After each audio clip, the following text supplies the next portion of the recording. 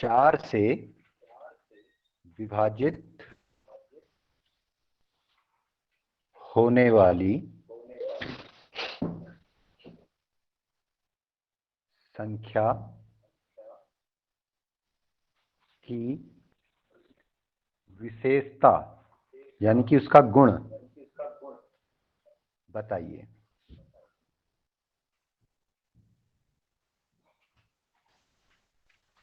Okay sir, जिस संख्या के दहाई और इकाई में 4 का भाग पूरी बार जाता है उसे 4 पर विभाज्यता का नियम कहते हैं। बिल्कुल बिल्कुल सही है। 300 क्या 4 से विभाजित होगी? Sir D option. D option सही है। ओके, क्वेश्चन में लिख रहा हूं। Yes sir. क्वेश्चन है, सभी बच्चे नोट कर लें। 7 - 7 डिवाइडेड बाई 7 प्लस 1 का मान क्या होगा? Yes sir. तो सर पहले भाग को सॉल्व करेंगे। 7 माइनस 7 का भागा 7 में देंगे तो 7 एकम 7 से प्लस 1। सर आप प्लस को सॉल्व करेंगे तो देखिए एक के आगे प्लस है सर, एक के आगे तो उसके निशान को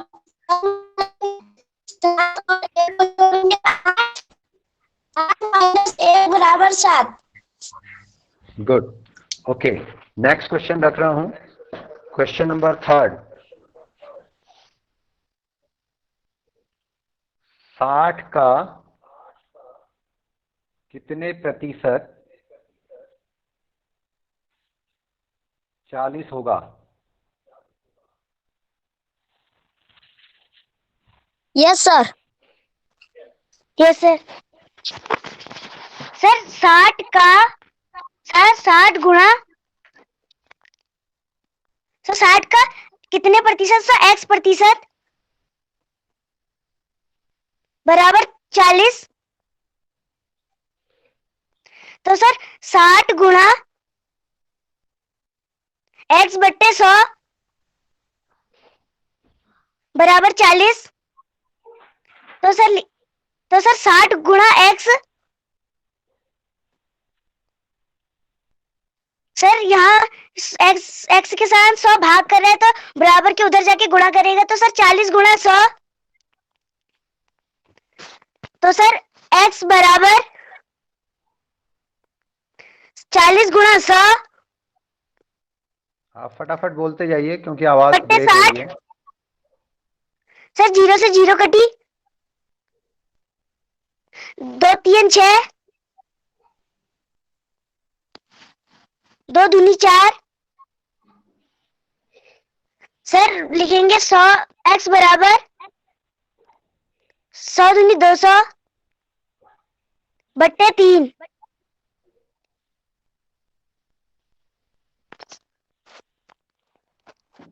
सर x बराबर 200 बट्टे 3 प्रतिशत।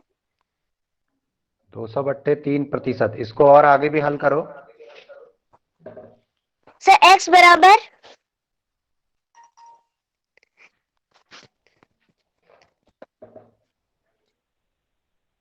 Sir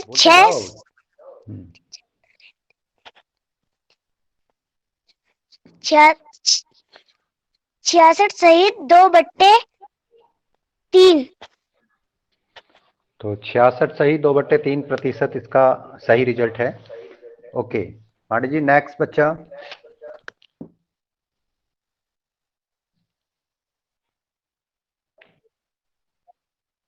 yes sir. 12 को 8 बार जोड़ने पर क्या प्राप्त होगा? जोड़ने क्या? क्वेश्चन नोट करिएगा सभी बच्चे पहले। 12 को 8 बार जोड़ने पर क्या प्राप्त होगा? सर 96। तो 12 को 8 बार जोड़ने पर, तो जोड़ना मतलब हो गया कि 12 को आपने 8 से गुणा कर दिया, या फिर 12 को 8 बार लिखेंगे तो 12 अट्ठा 96 यानी 96। Okay, question number 5। ओके, हाँ, यस सर। लिखिएगा 4 मजदूर एक काम को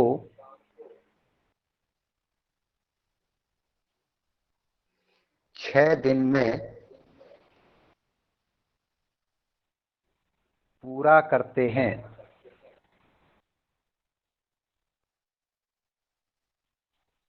तो 3 मजदूर उसी काम को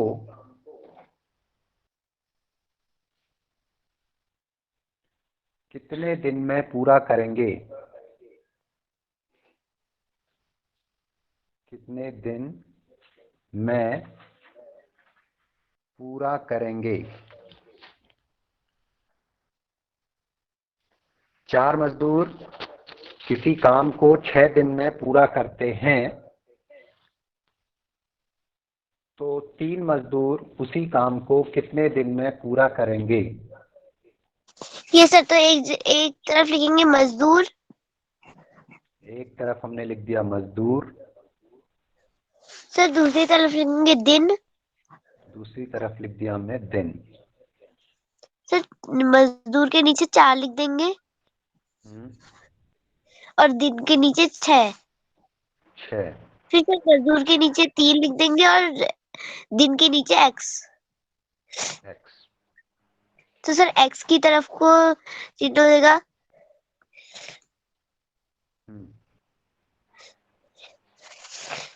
और सर 3 की तरफ, क्या 3 की तरफ? सर 3 की तरफ को चिन्ह। क्यों क्यों लगेगा, समझाओ।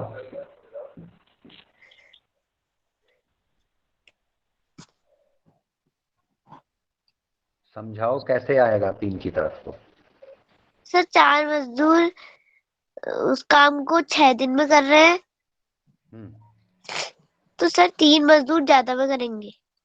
तो ज्यादा में करेंगे, तो ज्यादा में करेंगे तो भैया कौन है ज्यादा? 4 ज्यादा है या 3 ज्यादा है? सर 4। तो कहाँ की ओर को जाएगा एरो? 4।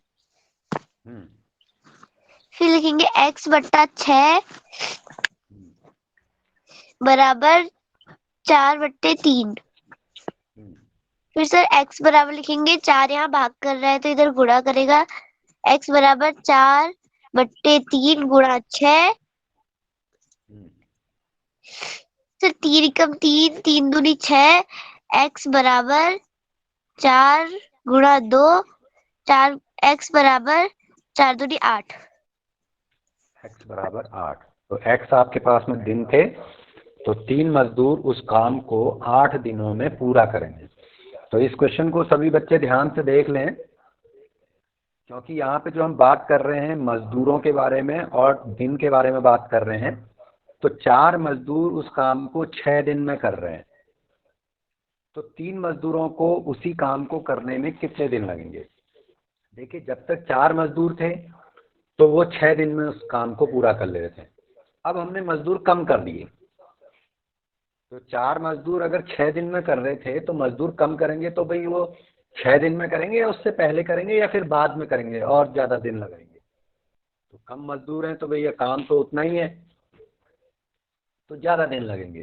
तो ज़्यादा दिन लगने के लिए हमारे पास में क्या होता है, यहाँ पे जब हम कंपेयर करते हैं तो हमने मजदूर और दिन लिखे, तो एक्स हमने दिन निकालने हैं। 3 मजदूर मानो उसको एक्स दिन में करते हैं, तो जो हमारा एरो है ये हमेशा एक्स की ओर को तो जाएगा ही जाएगा, अननोन की ओर को ये एरो बनेगा। अब हमको यहाँ से कंपेयर करना है कि 4 मजदूर 6 दिन में कर रहे हैं, मजदूरों की संख्या हमने की कम, तो उनको दिन लगेंगे ज़्यादा, ज़्यादा दिन लगेंगे। तो अब यहाँ हम देखते हैं कि भाई यहाँ ज़्यादा क्या है।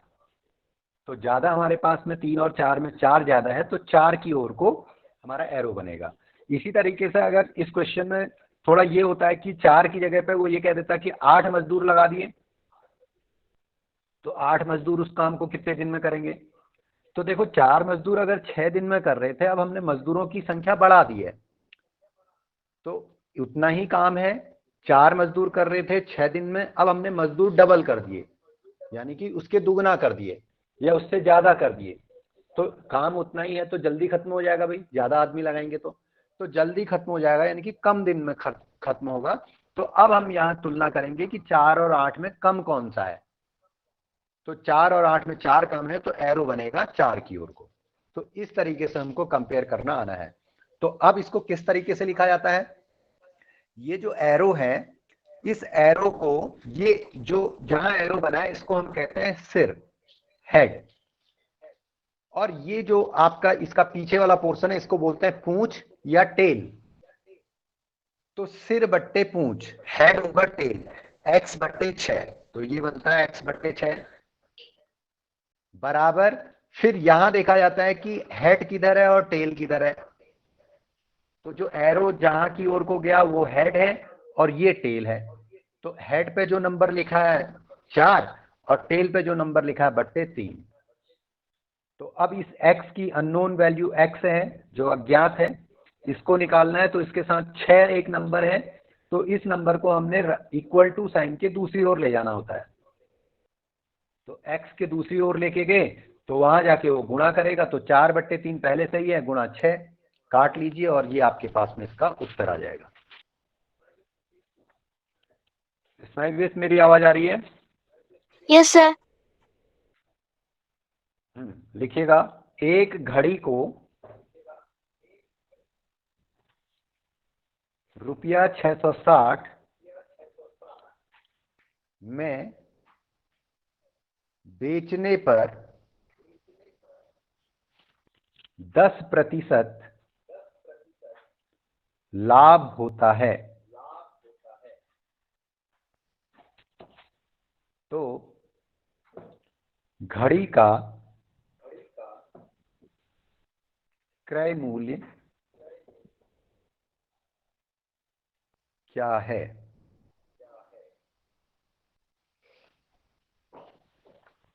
एक घड़ी को रुपया 660 में बेचने पर 10% लाभ होता है, तो घड़ी का क्रय मूल्य क्या है?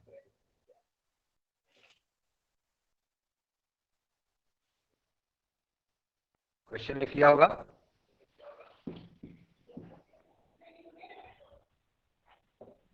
नोट आउट करेंगे। SP equal to 660 rupees. विक्रय मूल्य दिया हुआ है रुपया 660। Sir profit equal to 10%। लाभ बराबर 10% आपको दिया हुआ है।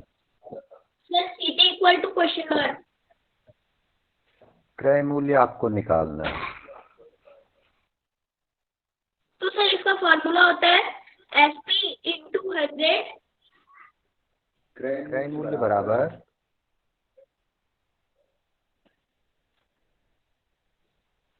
Sir SP into 100 upon 100 plus profit percent.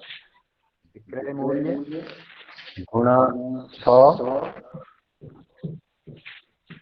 बट्टे 100 प्लस प्रॉफिट परसेंट। 100 प्लस लाभ प्रतिशत।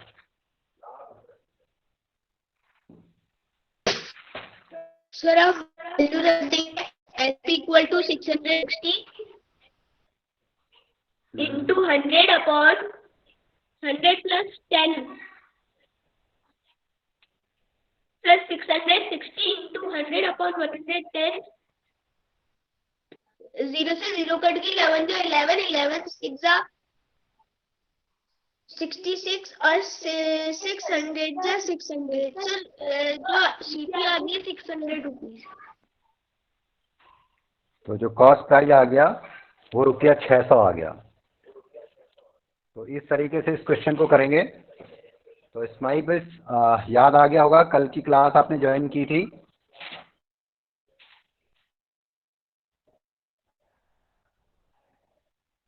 Yes sir. इस्माइल कल आपने क्लास ज्वाइन की थी, तो यही फॉर्मूले हैं, को याद करो। Okay, next question.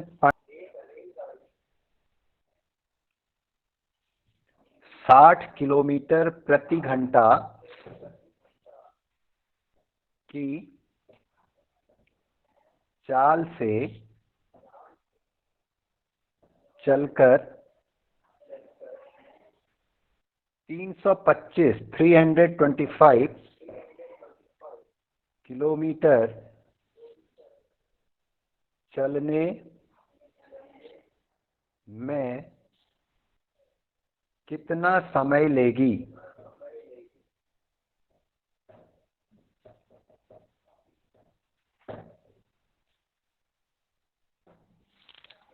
क्वेश्चन लिख लिया होगा। एक रेलगाड़ी 60 किलोमीटर प्रति घंटा की चाल से चलकर 325 किलोमीटर चलने में कितना समय लेगी? Yes sir. सर तो हम पहले इस प्रश्न में से सॉर्ट आउट करेंगे कि हमें क्या क्या दिया है। तो सर इसमें हमें पहले स्पीड दी है स्पीड यानी 60 चाल दे किलोमीटर रखी है 60 किलोमीटर प्रति घंटा पर आवर। सर इसमें हमें डिस्टेंस दिया और डिस्टेंस दे रखी है, दूरी 325 किलोमीटर। सर तो हमें टाइम निकालना है। Time equal to question mark. Time यानी समय आपको निकालना है, तो क्वेश्चन मार्क। तो सर टाइम का सूत्र होता है डिस्टेंस अपॉन स्पीड। समय बराबर दूरी बट्टे चाल।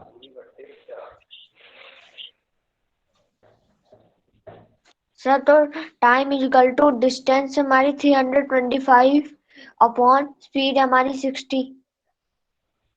325 kilometre over 60 kilometre per hour. जी सर तो हम पहले से 5 से काट देंगे। 5 12 जा 60, 5 6 जा 30, 65। तो सर 325 कटा 5 से 65 टाइम।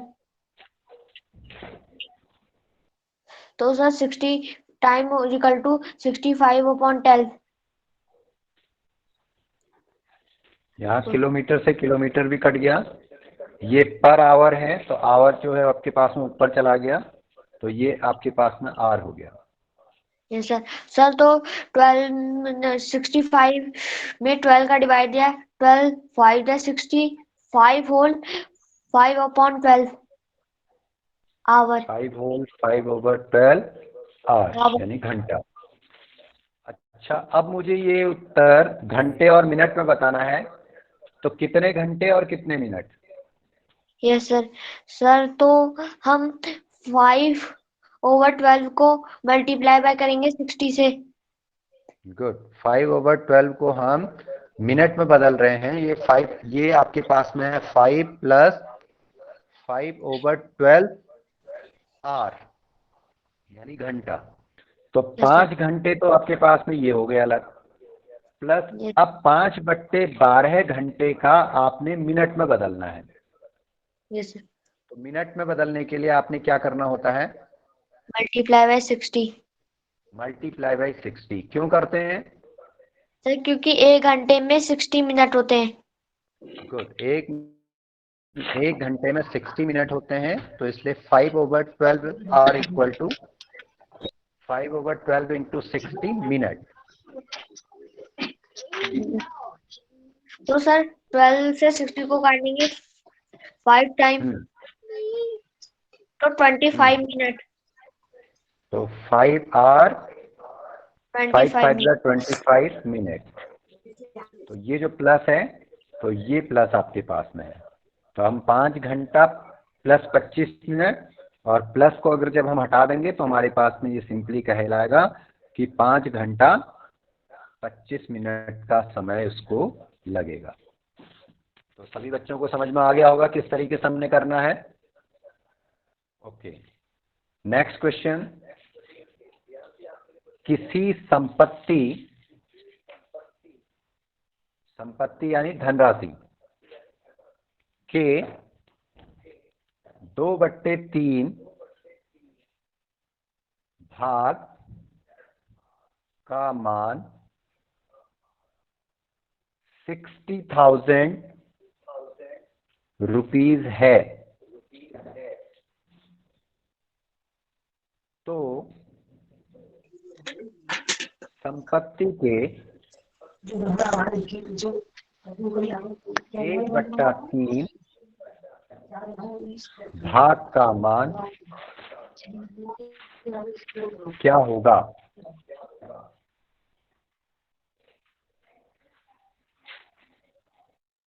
क्वेश्चन नोट कर लिया होगा।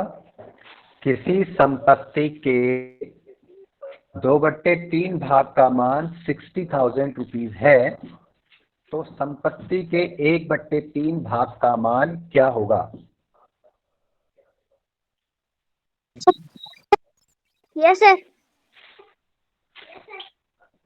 सर पहले सर हम मानेंगे कि माना कुल संपत्ति का धन बराबर एक्स। माना कुल संपत्ति बराबर एक्स। कुल संपत्ति बराबर एक्स। सर तो एक्स का 2/3 बराबर 60,000। एक्स का 2/3 बराबर 60,000। सर तो एक्स गुणा 2/3 बराबर 60,000। एक्स गुणा 2/3 बराबर 60,000। सर तो एक्स इधर गुणा कर रहा है तो उधर भाग करेगा। सर तो एक्स बराबर 60,000 भागा 2/3। 60,000 भाग है सर 2/3। सर तो एक्स बराबर अब सर भागा गुणा में बदल जाएगा, उल्टा हो जाता है। सर तो 60,000 गुणा 3/2। गुड। सर फिर 2 से 60,000 को काट देंगे तो सर 2 3 6 और सर शून्य की 4 शून्य उतर जाएंगे तो 3,000। सर 30,000। सर तो 30,000 को से गुणा कर देंगे तो 90,000। सर तो हमें कुल भाग पता चल गया कि 90,000 है। सर तो अब 90,000 का 1/3 मान निकालेंगे। गुड। 90,000 का 1/3। 1/3। सर तो 3 से 90,000 को काट देंगे तो 3 के 9 और 4 शून्य ऐसे उतर जाएंगे। सर तो x बराबर 30,000। तो 30,000 आपके पास में ये वैल्यू आ गई। Okay, very good. तो इस तरीके से क्वेश्चन को करना है। Next question, question number 9। 70 है तो दूसरी संख्या, ये तारा नाम से जो जुड़े हैं, जरा अपने माइक को बंद करिएगा। तो दूसरी संख्या क्या होगी?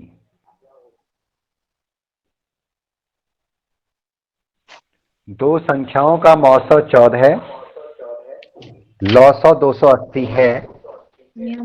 यदि एक संख्या 70 है तो दूसरी संख्या क्या होगी? रश्मि ने भी।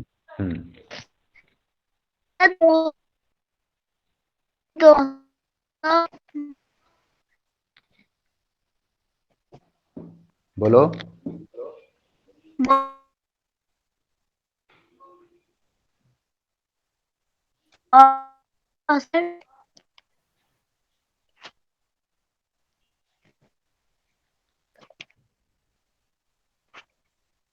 280 है।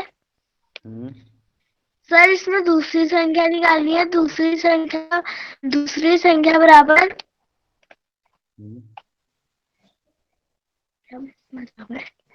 सर दो संख्याओं बोलते जाओ। सर दो संख्याओं का धन 900 बटे पहली संख्या। लौसो गुणा मौसो बट्टे पहली संख्या।